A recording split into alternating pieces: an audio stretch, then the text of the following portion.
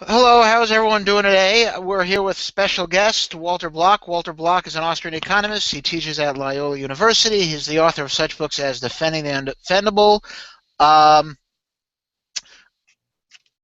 The Case for Discrimination. I think he's said he's writing a new book on abortion, right?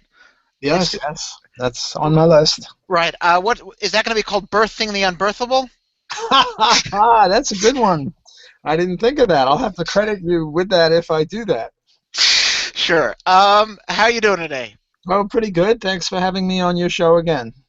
Uh, No problem. Wonderful at all, always. So I sent you an email. I don't know if you want me to talk about it or you could about you suing the New York Times and Loyola University for libel. So do you want to give a little bit about a background for those who don't know? Yes, the New York Times interviewed me. They asked me to explain libertarianism, and I try to explain libertarianism, and I must have been on maybe 3 or 4 times with a total of 2 or 3 hours worth. And I'm trying to explain libertarianism, and either this guy Sam, I forget his last name, Ruttenberg or something like that, either he's stupid, which I don't think, or he's evil, which I think, but I don't know. In any case, it's really hard to get the thing across. So I came up with the following example. Before I give it, I'll give a different example. The example I gave him was slavery. I'll now give a Nazi example that I could have given him. And the Nazi example goes as follows. Why is it that the Nazis are so evil? Why is it that we libertarians and all men of goodwill hate and despise the Nazis? Is it because they have the what do you call it, salute, or because they have swastika, or because they have big boots or a mustache, or goose stepping, or whatever it is? No, those are just superficial things. The real reason we hate and despise the Nazis, and the real reason they're evil, is because they used violence against non-aggressing people, against innocent people, Jews, gypsies, gays, non-Aryans, Romani, whoever. Now suppose, theoretically, just suppose there was this group of Nazis, but they never violated anyone's rights. But they goose-stepped all over the place, and they saluted each other, and they had a swastika. Now, I would say that that's, a little strange. But it's not a violation of rights. It's not a violation of the libertarian non-aggression principle. And if there was such a group, it would be, quote, not so bad. Okay, now let me give you the example that I gave to the New York Times, which was slavery. And I said, well, why is slavery so evil? Why is slavery an abomination? Why is slavery, a horrible thing? And again, it's not because of the superficial things, it's because of the essence of it. And the essence of it is that they took innocent people and kidnapped them and forced them to work for them, forced labor. Now, there are other things involved in slavery, like picking cotton and singing songs and eating gruel and living in a shack. But those things were just the superficial accoutrements of slavery. That wasn't the essence of it. So that if you had a slave system where you picked cotton and sang songs and ate gruel and lived in a shack, that would be, quote, not so bad, because it didn't violate rights. It would be a little strange, but what the heck? Okay, so I tell this guy in an attempt to get to the essence of what libertarianism is all about, namely keep your mitts to yourself and don't grab other people or their property without their permission. And guess what they say in the New York Times? They say that Block favors actual slavery. What? Actual slavery? I didn't favor actual slavery. I was making a hypothetical. I was trying to explain what was going on. Okay, so I write to the New York Times. I say, hey, to the editor, not to the writer. I say, these writers, Sam Ruttenberg, I think is his name, done me dirty. Please get him to apologize, or you apologize, or something. And the editor writes back saying, no, we stand by this. It was accurate. And I wish I had tape recorded it, because I swear I said exactly what I just said I said. And I have a long track record of favoring reparations for the children of slavery, which shows, that I don't favor slavery, for God's sakes. I'm a libertarian. So I'm now suing the New York Times. Well, now the question comes up, as a libertarian, should I, or am I compatible with libertarianism in suing them? Because what did they do to me? All they did was libel, slander, defamation, whatever.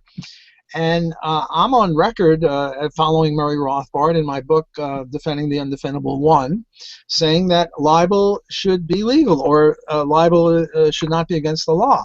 Not that libel is good, just like prostitution and drug taking may not be good. That's a different issue, but they should all be legal because it's a victimless crime. So what am I doing suing people for libel? Now, let me just make the case as to why libel should be considered a victimless crime. Because, suppose I say, Daniel, you're a horrible person. You cheat, whatever. And now no one's going to be your friend, and you're not going to be able to get a job, and your girlfriend or your wife is going to leave you, and your parents are going to, I don't know, have nothing to do with you because I said you're a cheat, and everyone believes me. I ruin your reputation. I stole your reputation. And your reputation is very important to you, but you don't own it because your reputation consists of the thoughts of the rest of us, not what you think of yourself, but what we think of you. And you don't own our thoughts. Therefore, paradoxically, you don't own your reputation, even though you work hard to promote your good reputation and you benefit from having a good reputation. And if you're selling your company, goodwill is reputation. And so, what am I doing suing the New York Times? All they did was besmirch my reputation. And I wrote another article saying, well, this only applies for non-ruling class people.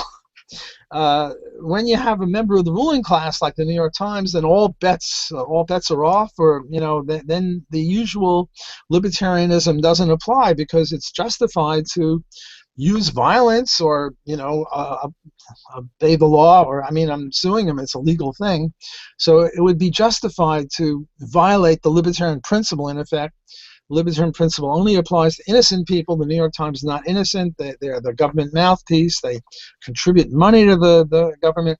They're bad guys. Okay, then Daniel, your argument was, so far I think we're agreed. Mm-hmm. But then your argument was, well, okay, it's compatible with libertarianism. I'm not a hypocrite, but it's still not a good idea. Am I putting words in your mouth, or is that your view? You're putting words in my mouth, but they're correct words. No. If they're correct words, I'm not putting them in your mouth. Fine, you're taking them out of my mouth and putting them in your mouth. Right, okay. Okay. Sounds disgusting, but right, okay. In other words, we're in accord. We're yes. On the same page. I've interpreted you correctly.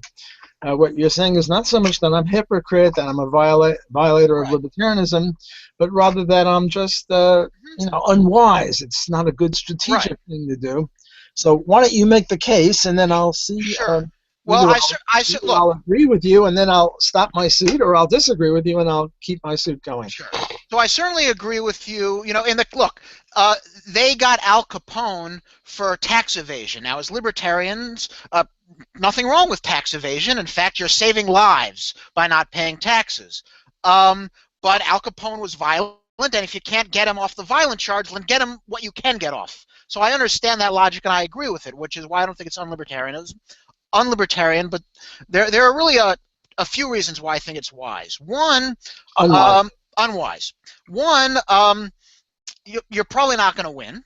Certainly against the New York Times. I mean, if you make the case that the New York Times and governments are friends, and the New York Times have a lot of money, not only are they going to have a better lawyer than you, but if they're suing you and the state is the judge and they're in bed with the state, then it makes sense that the trial is probably not going to be in your favor.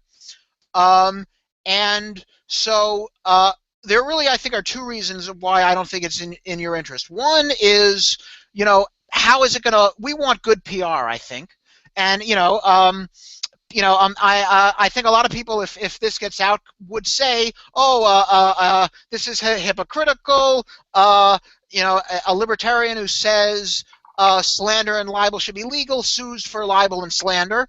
And then when you say no, that's not the reason behind it, they'll say, well, that's just justifications. You're just trying to rationalize it, and so on and so forth. So just from the movement's point of view, I don't think it's a good thing. Secondly, me personally, I would never sue someone and continue seeing them. So I can't imagine, that's me personally, but I can't imagine suing my family and then continuing to see them. So to sue where you work, I don't think it's going to be a good environment for you.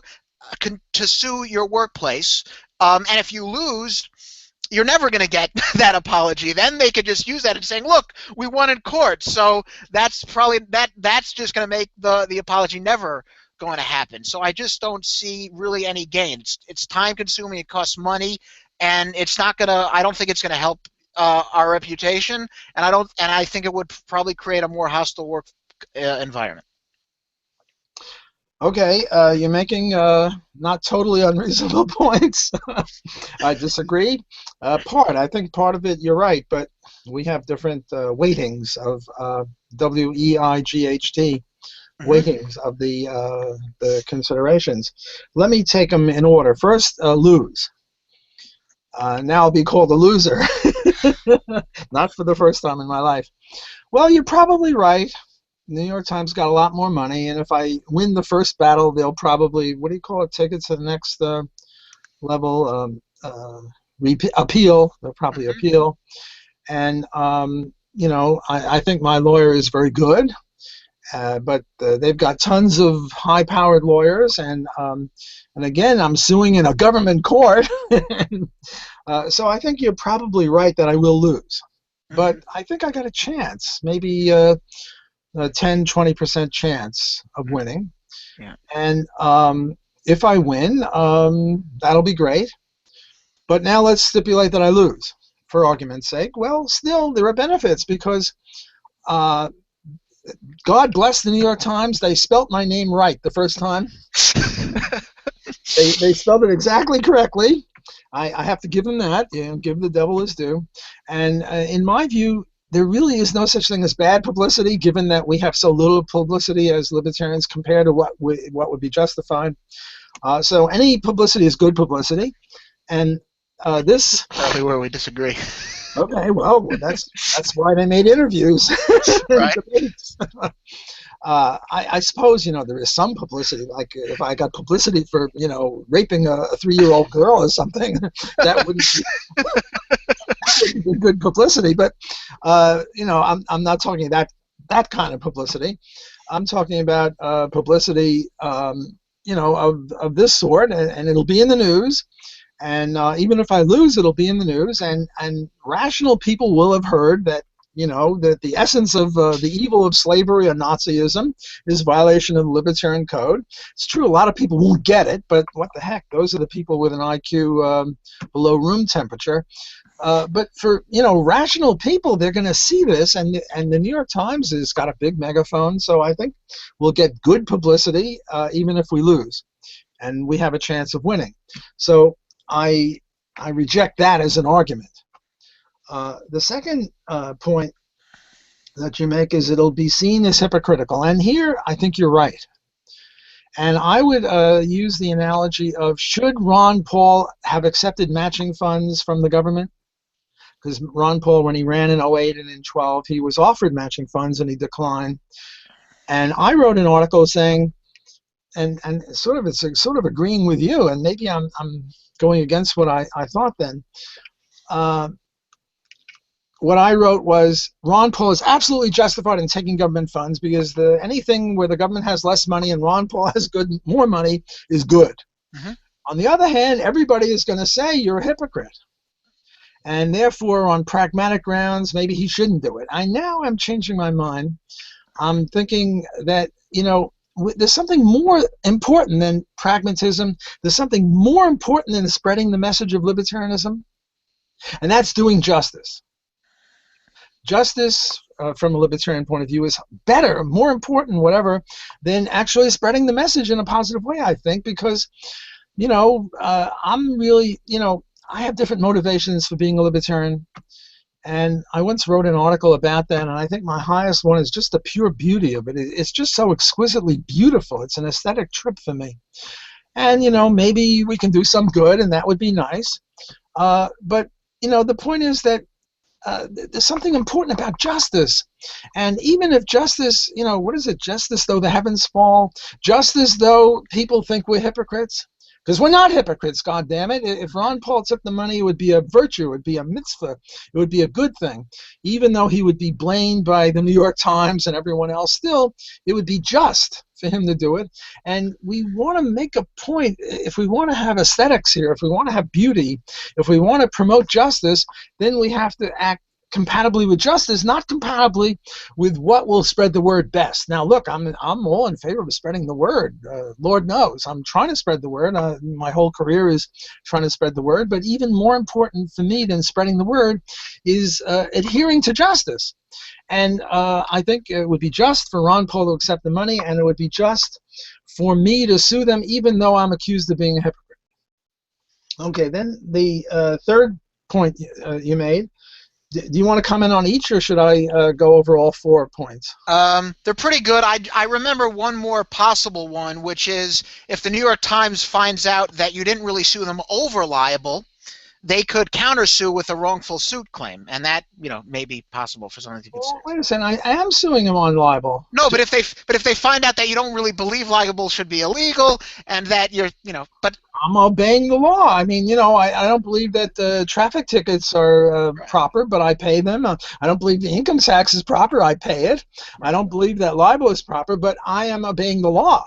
Right. So I don't think they can get me on that. Well, maybe they can, but let them do their worst. Right. They're probably not going to listen to this interview anyway. But if they do, I think I'm on solid ground that I'm obeying the law. And the law says you're not allowed to libel people.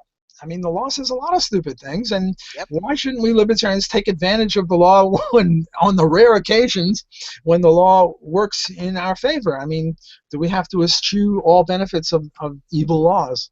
Mm-hmm. Okay, the third point you make is, well, I'll have, what do you call it, a bad working conditions at Loyola. First of all, I'm not suing Loyola. I can't find a lawyer to sue.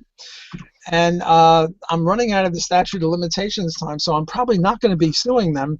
But let's suppose I did sue them, and you were saying I'd have a hostile work environment. I tell you something, I already have a hostile work environment. The president of the university and 18 professors wrote an article in two separate articles in the Maroon, which is the Loyola University newspaper, student newspaper, saying, Block is a disgrace. I'm dismayed that Block favors slavery. Yak, yak, yak. As a result, 2 young black men, I don't know if they were students or not, but was on campus, came by and said, we're going to get you. You favor slavery. And, I tried to talk to them, but they walked away. And I told the police about that. I filed a report with the Loyola campus police and with the New Orleans City Police. There are a lot of faculty members who won't speak to me because I favor slavery. There are students who won't take my courses because I presumably favor slavery. So it's already a hostile work environment. I don't see how it can get much more hostile. And the president, he wrote this thing in February? It's almost about a year now. And in one of the letters to the Maroon following up, he was asked to apologize for this. And it's been a year now, and he hasn't seen fit to apologize yet. So I think even if I sued, if I sued and lost, then he would say, no need to apologize because the court upheld me. But, there might be a rational court that would say, look, I have this paper trail where I'm bitterly opposed to slavery. And also, Frederick Douglass said roughly what I said. Now, Frederick Douglass, for people who don't know, is a sort of a 19th century equivalent of I don't know, maybe a combination of Martin Luther King and Malcolm X, namely a black leader. And he said roughly what I said. He said almost exactly what I said, namely that it wasn't the accoutrements of slavery or the incidents of slavery that was so bad. It was slavery itself, namely that they used violence against him. I mean, even if they, even a house slave, who was treated nicely and well-fed, still a slave. So, it's possible that I'll win if there's any rationality. Okay, now here's another point that you made, and here you're absolutely right. It is time-consuming. I could have written 65,000 books. Well, I'm exaggerating a little bit. Maybe 65,000 articles in the time it took me to arrange this and whine about it and, try to get lawyers for it and all that. The same thing happened to Hans Hoppe, or a very similar thing happened to Hans Hoppe at UNLV. he was trying to explain interest rates, and he was trying to explain impatience and time preference, and saying that the longer your time horizon, the lower the interest rate is, the lower your time preference is. And he said that gays have a higher time preference because they have a shorter time span because they don't usually have children, whereas heteros have children, so they look at their children, their grandchildren, their great-grandchildren. Gays, homosexuals have fewer children or no children, and therefore their time constraint is more constrained or more limited, which is perfectly good economics. He's just trying to explain interest rates, for God's sakes. And there was some gay kid in his class who said, oh, this is horrible, he's anti-gay or whatever, and I'm insulted. And then the dean of UNLV, or the provost, wrote him up as an evil person, and Hans got the ACLU to take his side, which is, interesting in and of itself. Yeah. But then Hans dropped it.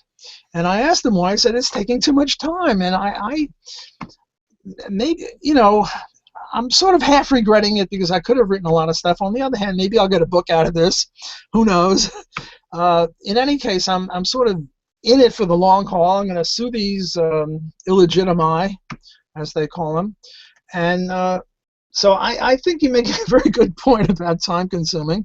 But, I'm sort of a workaholic. I've got a lot of time, and I'm really filled with dismay that these people would so besmirch what I said. I mean, I didn't say that. I didn't favor slavery, for God's sakes, and they're saying I did. This is just horrible, and I think justice requires that we overturn this and show that these people can't get away with this sort of a thing. Mm-hmm. So, for better or worse, I'm in it. I'm going to sue them, and who knows what's going to happen. And I think that it's not going to hurt the movement. All right. Well, good luck. When hearing the story, I was actually way more pissed at what Loyola did. I think what they did was far worse than what the New York. I mean, it's the New York Times. They're journalists. It's expected. If they didn't do it, I would say they're bad journalists. Right? I mean, Mark Twain, said, if you don't read the newspaper, you're uninformed, and if you read the newspaper, you're misinformed. They're right. All the news that's fit to print, and we don't have a room to print that extra word.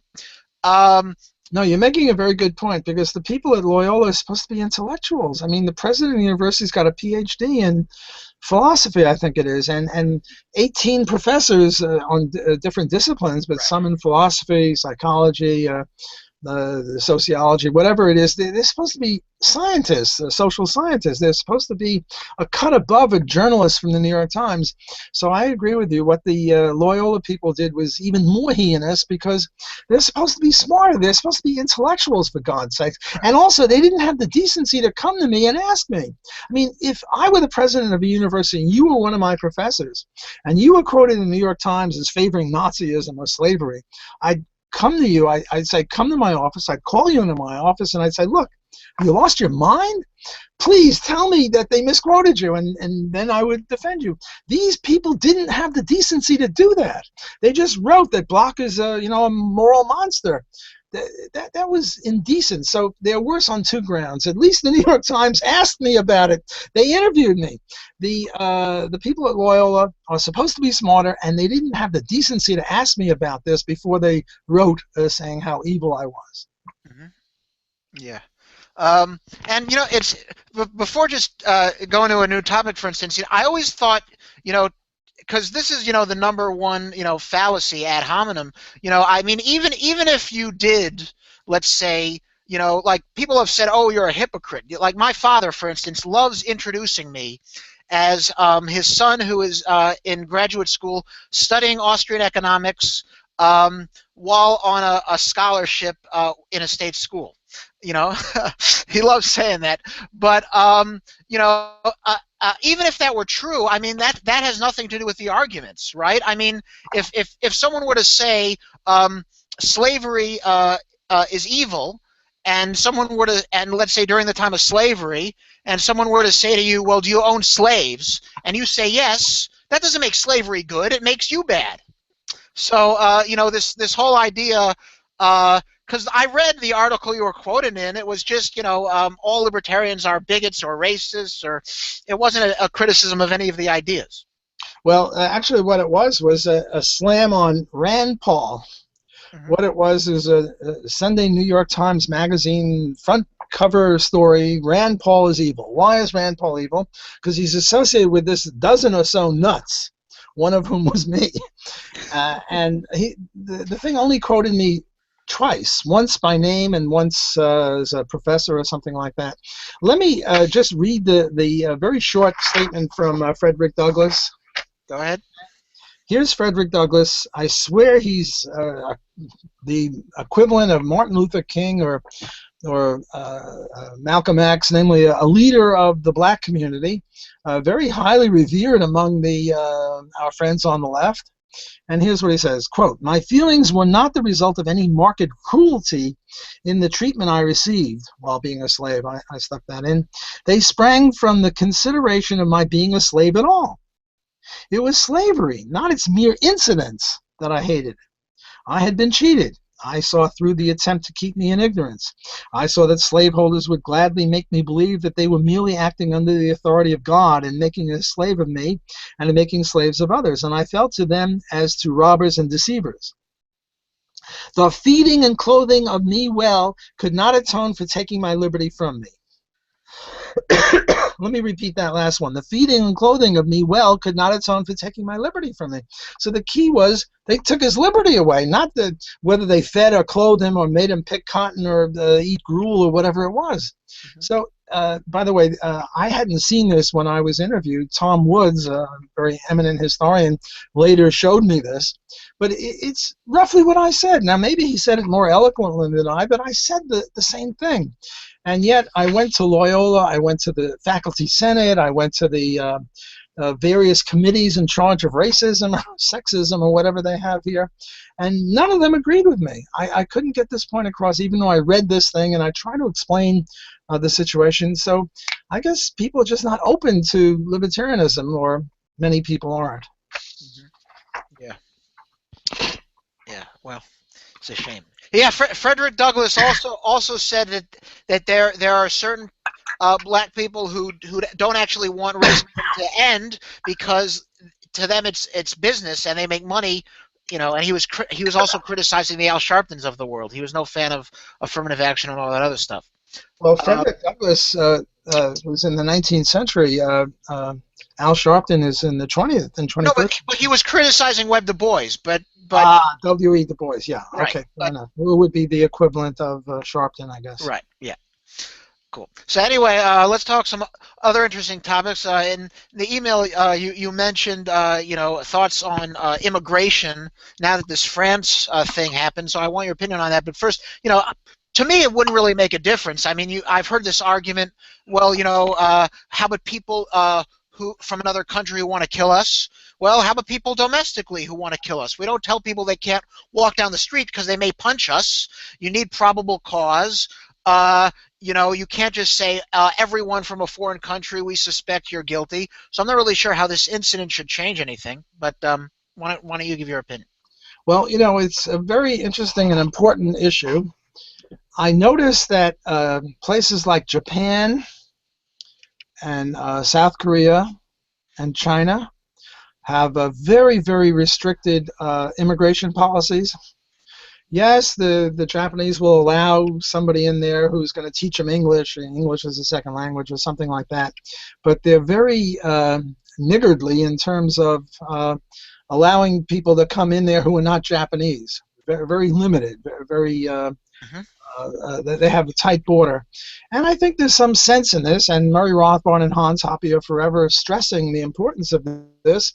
And what they're saying is, if you have too much heterogeneity in the populace, they'll fight with each other. And if you want peace, you might as well keep some homogeneity. Well, South Korea and Japan and China have a lot of homogeneity. The U.S. doesn't have that much. Other countries like Mexico are very, very limited as to who can become a citizen there. They don't mind Mexicans coming to the United States to become citizens, but they won't take citizens from the United States or Costa Rica or Brazil or whatever. So I agree with that you can have such a thing as too much immigration, and then you just get social unrest and fighting and dismay and certainly not good economics when people are busy killing each other. On the other hand, I'm a libertarian, and I look at every question from a libertarian eyeglass point of view.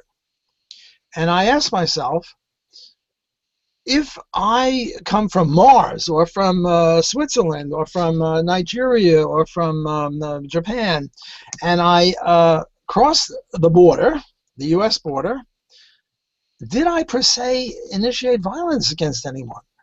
Mm-hmm. And my answer is, well, of course not. I mean, just coming here, I mean, is not a per se violation of rights. To take another case, suppose, there are vast unowned areas in the United States, mainly in Alaska, but also in the Rocky Mountains. You fly over the Rocky Mountains from San Francisco to Chicago, and you look down, and the place is bloody empty. Now, suppose some Japanese person or Nigerian person or Argentinian person or a Martian came with a plane and dropped down with a helicopter and started homesteading in the middle of Montana or in the middle of Wyoming or in the middle of Alaska where no human being has ever been before. And they started homesteading and they put in a crop and they started growing and maybe trading with other people. Did they violate libertarian rule of non-aggression? Of course not. So therefore, immigration law is incompatible with libertarianism. We ought to have open borders. Mm-hmm. I agree. But there are those who say, well, if we had open borders, then 1 billion Chinese would come in here, or 1 billion Nigerians, or 1 billion Martians, and they'd overrun us, and we'd have a different culture, and we've got to keep them out. And I'm sort of sympathetic to that, too. That's why they call me Walter Moderate Block. Yeah. And you see, I'm sympathetic to both sides.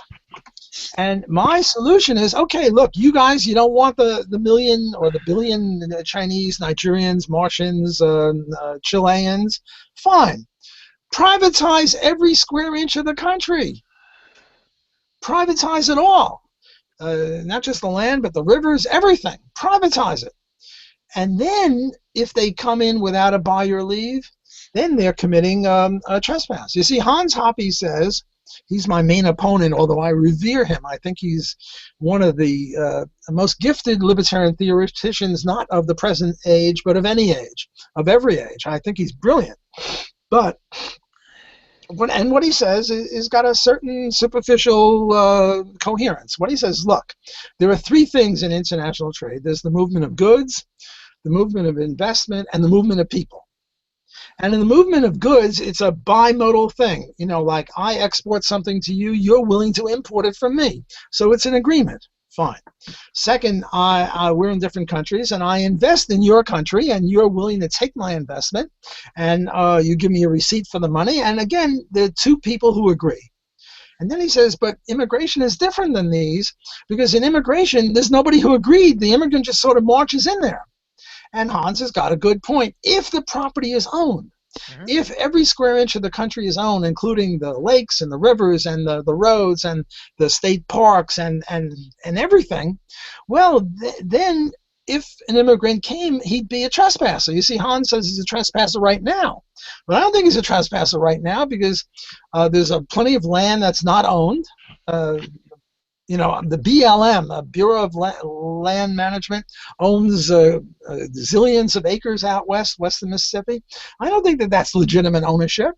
They never homesteaded. Nobody ever homesteaded. There was this guy, the guy who was accused of racism. I forget the guy in Nevada, Cliven Bundy, who says, well, my family's been homesteading this forever, and now they want to tax me. Well, he's right. BLM doesn't own that stuff. He owns it. So I think we can have our cake and eat it. I think we can adhere to libertarian principles and also deflect the yellow menace or the black menace or the brown menace or I don't know what color the Martians are. I guess red. They're red? I don't know. We can deflect all of these menaces if we just privatize every square inch of property. Then Hans will be right. Then an immigrant who comes in without any buy or leave from anyone else is a trespasser. But right now he's not. Yeah. So I say to people who are worried about the incursion of the menaces, you don't want a menace? Good. Privatize.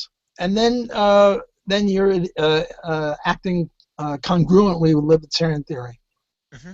Yeah, it's interesting you mentioned Cliven Bundy because actually, if you hear what he said, his whole thing, it's not racist at all. He pretty much says is that the welfare has destroyed the black family more than slavery, not anything to do with racism. But any And you know who else says that? Those Oreo cookies. Um, uh, William Soul Thomas Sowell. Thomas Sowell and Walter Williams, Oreo cookies. You know, they're really not black. They're black on the outside, but really white on the inside because everyone knows that if you're black, you have to be a socialist. And these guys are black, but they're not socialists. They couldn't really be a true blacks or legitimate blacks or whatever it is. Therefore, they're Oreo cookies. They're black on the outside. Nobody could deny that, but they must be white on the inside. That's where Cliven Bundy gets it from. And this other guy who was accused of racism, the guy that owned that basketball team, all he was saying, as far as I can understand, is that he doesn't want his girlfriend to bring her black boyfriends around. It had nothing to do with racism, but Right. what do I know? Yeah. People that know more about this probably can talk about it. Right. No, I agree. So I agree with you. Although and Thomas Woods in his book 33 Questions You're Not Supposed to Ask, and his first questions he criticizes open borders and this idea that if we have people they'll you can't have a free society. They'll vote for bigger governments. But I think that these views I think are wrong in a few ways. I mean, one, the people who are from more statist countries than the United States and are leaving those governments. They're not staying. So the argument that people from communist Russia are going to turn this country communist, if they like their government so much, they would stay there. So I don't really think that's a great argument. Well, I'm not so sure about that. I think I might disagree with you a little bit. You and Tom, although I revere Tom also. He's first of all, he got me that quote from Frederick Douglass, but even on other grounds, I think Tom is one of the leading libertarian lights. But yep, I agree. People come from Mexico, and presumably they come to this country because they like this country better than Mexico. They're voting with their feet. And who do they vote for?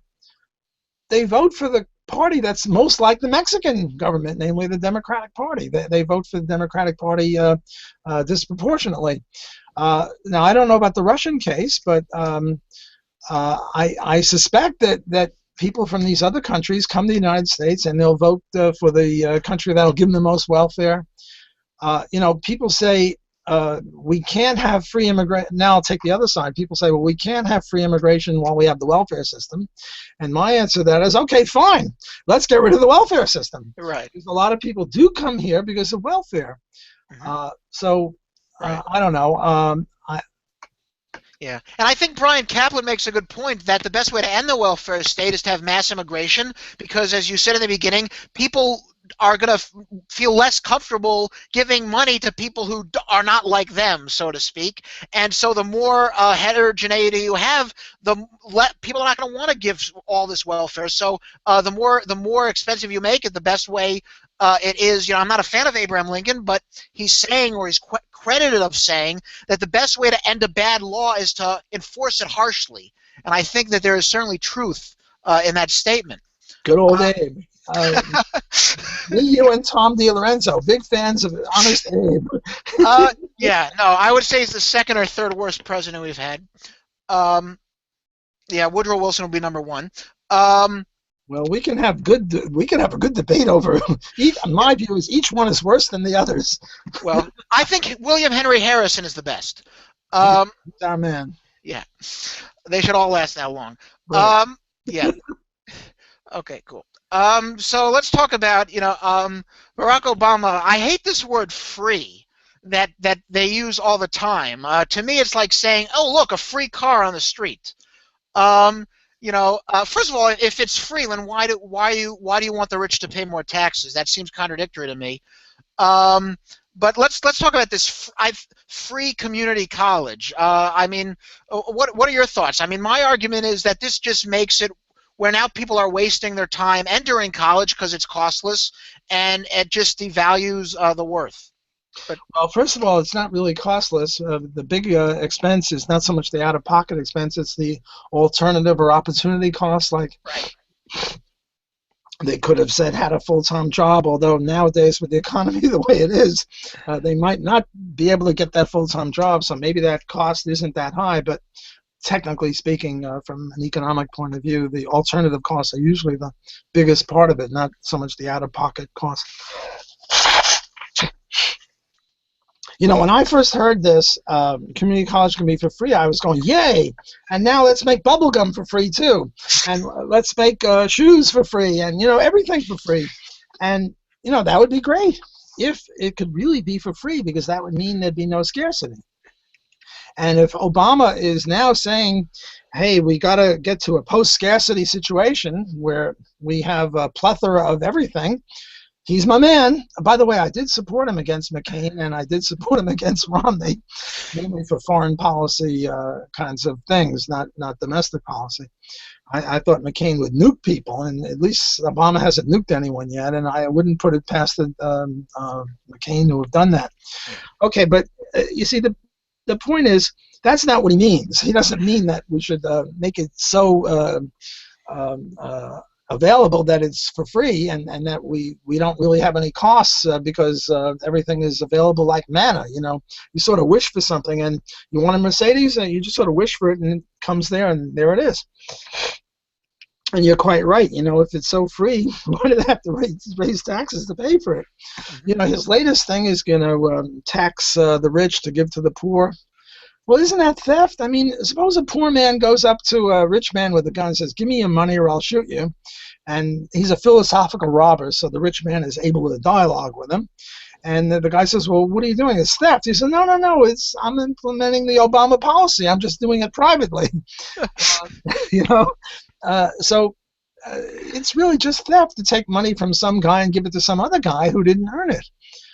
On the other hand, if you're taking it away from people who stole in the first place, namely members of the ruling class, well, that's okay. I mean, what did Robin Hood do? Did he take from the rich and give to the poor?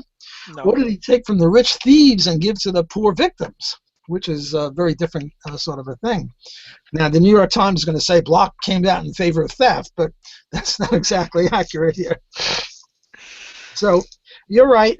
What it'll do is encourage more and more people to get education who maybe can't benefit from it. I mean, we have a whole bunch of educated baristas and people with a master's degree who are bartenders and stuff like that.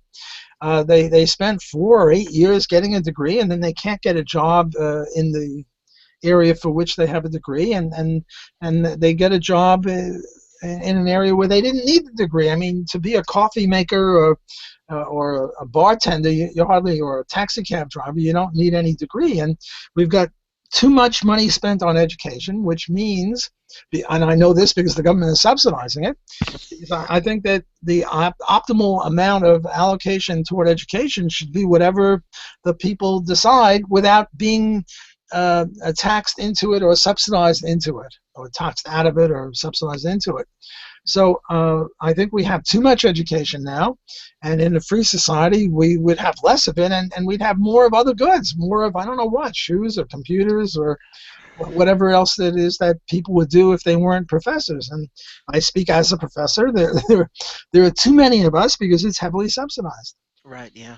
And I mean, I think the people believe, well, if we make it cheap, you know, poor people who can't afford an education will get an education. But you could take loans. I mean, you could go to the bank and take a loan and say, look, I'm poor, but I'm really bright, and I know if I have the credentials, I'll get a good job, and I'll get a loan. Or you could, you know, get an apprenticeship or go to your job and say, you know, if you pay for my education. And if no bank in the world wants to give you a loan, or no job is willing to pay for your education, that's probably a good hint that you're not really going to be a promising student in the future.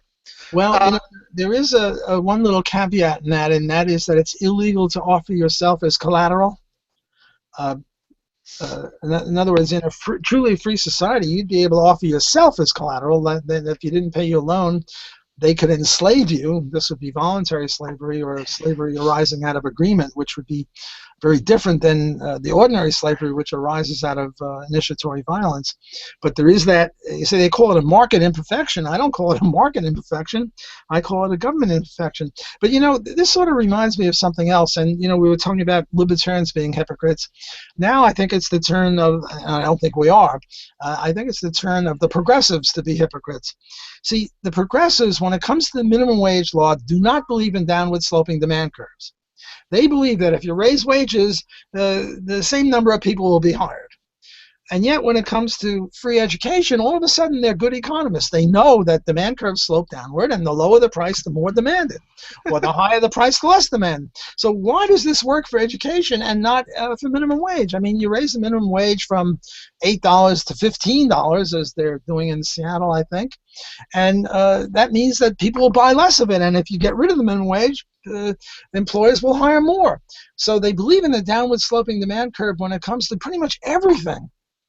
I mean, they know, like in California, you're in California, that they want to get rid of plastic bags. They know that the way to get rid of plastic bags is to raise the price. Because if the price is higher, taxes, then people will want fewer plastic bags. So they're hypocrites. In every other area, they're ordinary, commonsensical. They believe that the higher the price, the less is purchased, and the lower the price, the more. But when it comes to minimum wage, they forget all about that. Very, very strange. Well, yes. I think any progressive who has more than two kidneys is a hypocrite. Yes, or more than two eyes. Well, that's a bit too much of a sacrifice, but no. They have two eyes. Look, if you give up one eye, all you lose is a little depth perception. Whereas if you're blind, you have one eye, you can really live, or the amount of utility you're going to get from one eye compared to zero is way bigger if I can get out of my Austrian economic comparison, interpersonal comparison utility. People walking around with two kidneys or two eyes are, and being progressives and egalitarians are hypocrites. Mm-hmm. Yeah, and it's interesting because one of the things that I think is so crazy. So you have like people like Stephen Colbert criticizing the Republicans, who I'm no fan of the Republicans, and I've hated them more and more each year. Has said, they praised Jesus, but didn't Jesus give people free health care and all this nonsense? And I'm like, are you trying to say that government? Are you trying to deify government? I think that's just crazy. That you believe government could be like Jesus, which leads me to our next topic, because I think you mentioned religion, and we talked about it briefly once. And one of the things that I said, because you said, well, religion is not coercive, because to an atheist, if you say, well, you're going to go to hell, well, that's an empty threat. But one of the things that I said, well, it's not an empty threat if I say it to someone who believes in it. Right? If I have a comb in my pocket and I say, give me your money or I'll shoot you, I can't really shoot you. It's just a comb. But if you believe it's a gun, that's enough to change your actions. I think there's a disanalogy here. I don't think that, see, in the case of the comb, you're making a threat. In the other case, I think you can interpret it as a prediction. You're Jewish, right? Well, I'm an atheist, but sure. Yeah, I'm a Jew atheist too. Yeah. And I now predict that if you eat pork, you're going to hell, say. But I'm not threatening you. I'm just advising you. I'm predicting that if you eat pork or you're not kosher or whatever, you're going to hell. And I don't think the Jewish religion says that, but the Catholic religion, if you don't eat fish on a Friday, or if you eat pork on a Friday, or whatever it is, if you do something against the religion, I now, as a religious person, say you're going to hell. By the way, I believe if you're not a libertarian, you're going to hell, but that's a whole other issue. We don't have to get into that. So now, you could interpret it as a threat. I'm warning you that if you don't pray or whatever it is that the religious people are supposed to do, you're going to go to hell. But I think it's more of a prediction. It's not so much a threat, whereas the comb is absolutely a threat. Mm-hmm. No? Yeah, I mean, I guess so. I think for kids, maybe it's a bit different. I mean, certainly I don't think any kid who's 10 years old is free and choosing to be part of the religion. I think most people are brainwashed into it. I think religion and politics are the same. Most people are Democrats. Their parents are probably Democrats. The same for Republicans, and I think religion is sort of the same way. And I sort of have a love-hate relationship with religion. On the one hand, the biggest competitor of statism. Most soup kitchens are done by religious people. And most voluntary communities are done by religious people. So I think that religion has done some good in terms of, well, if you have to point out, well, who's competing with the state in terms of, helping the poor, that's unfortunately not done primarily by atheists. Well, I agree with you. I'm an atheist. I'm a devout atheist. I'm not an agnostic. I'm an atheist. I think that the case for God is roughly the same intellectual level as the case for the Easter Bunny or Santa Claus or elves or whoever Right. you got. And there is no case for Santa Claus and elves and Easter Bunny, so there's no case for God. If God was omnipotent and benevolent, how come we have so much misery in the world? Okay, so I'm a devout atheist, but I'm a religious-loving atheist. I like religion. I support religion because I go under the aphorism, the enemy of my enemy is my friend. And who is libertarians' major enemy? Communism. That's our major enemy. And look at how the communists treated religion. Mm-hmm. Not too well. They put them in jail. They killed a lot of them, whatever. And see, what we're having is a battle for the hearts and minds of the people, and we have two separate groups. One is religion, and one is the government. And the government kills a lot more people than religion. Now, in the good old days, the government was religion. The king was the chief of the church or whatever it was. He was God, Mm-hmm. or God's prince or whatever. But take the case of the what was it when they used to kill non-believers, the Catholic Church? The Inquisition? The Inquisition. Do you know how many people died in the Inquisition? According to my understanding, it's between 3,000 and 10,000, and it took 3 or 4 centuries. So let's say it's 5,000 in total. It was 5 centuries. Right. Well, that's 100 people per century, or 1 person per year. That's nothing compared to what the state did. Right. Rummel, I forget his first name. R.J. Rummel, who did a thing, and he found out that the governments, all governments put together, killed 173 million people in the 20th century. No, it's now 260. He changed it. Oh, 260? Well, I thought it was 170. I'm behind the times. I stand corrected. But, that's a stupendously high number of people that they killed. And that, I understand, is not wars, but rather killing their own people. Now, it's true. It's mainly the commies and the Nazis, but what the heck? It's still government. And, and Rummel doesn't even take into account some 35,000 people a year in the U.S. die on traffic accidents. And I have a book on privatizing roads, right. And I say that that's government's fault too. And if you added in traffic fatalities because of socialized highways, right. You'd get more than 260 million. So, the church nowadays doesn't kill anybody at all. A little abuse of children, what the heck? Not that I favor that, of course, but compared to, mass murder, it's not that bad. And the Inquisition was just 5,000 people over 3 or 4 or 5 centuries. So if you just look at the sheer number of innocent people killed and you're comparing religion and the government, well, I'm a fan of religion. Mm-hmm. Oh, yeah. Truman in about 30 seconds killed more people than all of the Inquisition in hundreds of years. So I certainly agree. The violence done under government can't hold a candle to... the violence done under religion can't hold a candle to the violence done by the state. The main thing that I really object to religion is I think it teaches blind obedience to authority. Don't do something based on reason, but simply out of fear. Do this or you're going to get reward. Do this or you're going to get a hell. It doesn't really teach people critical thinking. It teaches just obey, obey, obey, obey. And that, I think, is the enemy of a free society. We want people who are critical thinking and not just operate out of fear. It's interesting. You know what the motto of Loyola University is? What? Well, it actually has 2 or 3 mottos. One is, social justice, which I'm not a big fan of. Yep. And the other is critical thinking. Can you imagine critical thinking, a religious organization? Very, very strange. And imagine, how they treated me with the slavery thing, and they're such great critical thinkers, uh, amazing. Yeah. Well, social justice, my sister, one of my sisters is a big advocate for social justice. And I asked her once, which I thought was a pretty basic question, and I said to my sister, "What is social justice?" And she said to me, "That's a pretty good question. I'm going to have to get back to you on that." I love it. I love it. It sounds.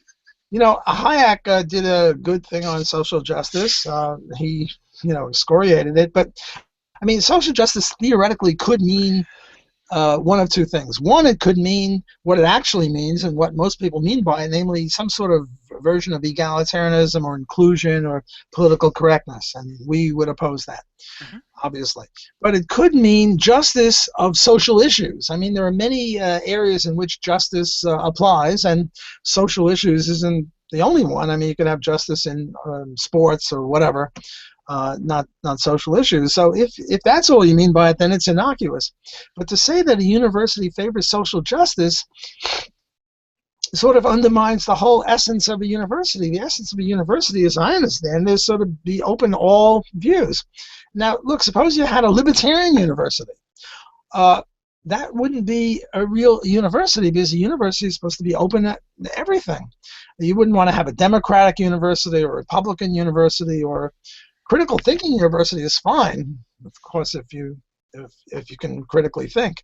But the idea of having a social justice university means it's not really a university, because it's sort of tied to a certain viewpoint.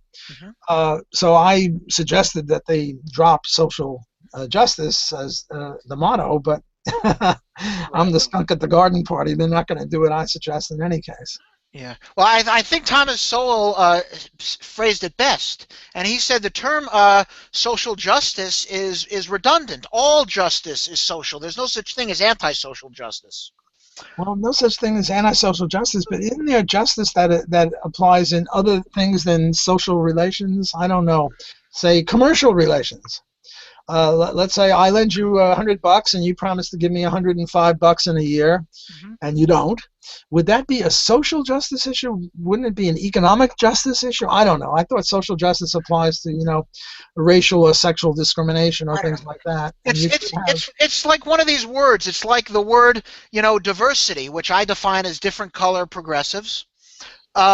Because that's all it is, a black progressive, a white progressive, a gay progressive, a female progressive. They don't mean diversity of thought. They just mean the superficial external diversity, not the internal diversity. Yes, we have to have a black Marxist, a lesbian Marxist, a white Marxist, as long as they're Marxist, that's diversity. Whereas in our view, universities should have diversity. Now, one good thing about Loyola University is that all 5 of our economics department are Austro-Libertarians, and we must have another 5 or 10 Austro-Libertarians on campus, professors, whereas next door Tulane had Eric Mack, but he's retiring. And down the street in Baton Rouge, LSU, not a single one. And I know this because I lecture at these places, and I ask the student, are there any libertarian professors? And they say no. And if you get a crowd of 100 students, between them, they would know if there was a libertarian professor. So there are many universities where libertarianism is unknown. Like a lot of courses, they'll discuss John Rawls' book, but very few will discuss Nozick's Anarchy, State, and Utopia, which is a critique of John Rawls. Right. Well, we have a Friday afternoon seminar, and you'll never guess which book we're going to be discussing this semester. Well, Anarchy, State, and Utopia? Yeah. The Nozick book. Yeah. Well, look, it's been about an hour, and we said we'd take an hour, so thanks again for having me on your show, and it's always a pleasure, and I look forward to the next time. Right. Cool. Sounds good. Just one more thing before we quit. It's interesting because R.J. Rummel is actually not an anarchist. I mean, this is, I think, what's so the brainwashing of statism, that a guy can write a book like that and still say, well, democracy is the best form of government, so I'll advocate that. I think that's just sort of crazy, but yeah. I think Jeff Hummel had a debate with Rummel, and the summary was Hummel pummels Rummel. Hummel pummels Rummel on a debate on libertarianism. I think Rummel did great work in putting these statistics together, but he doesn't follow the lead of his own research. Yeah, it's a shame. Anyway, great having you on. See you in about a month. Take care. Take care. Bye. Bye.